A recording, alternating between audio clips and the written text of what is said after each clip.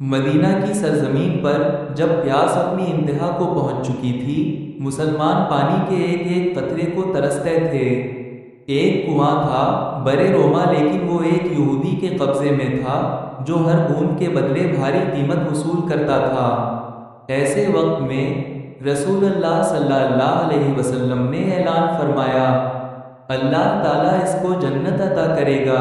مدینہ کی سرزمین پر یہ سننا تھا کہ حضرت عثمان غنی رضی اللہ عنہ آگے بڑھے، اپنا قیمتی مال پیش کیا اور وہ کنواں خرید لیا، لیکن اپنے لیے نہیں بلکہ امت مسلمہ کے لیے۔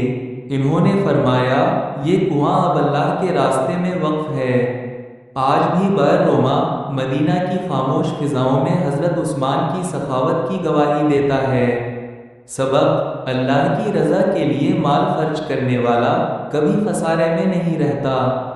حضرت عثمان کی طرح اکیلے ایک قدم جنت کا راستہ کھول سکتا ہے۔ سخاوت صرف مال دینا نہیں، دل کی بڑائی ہے۔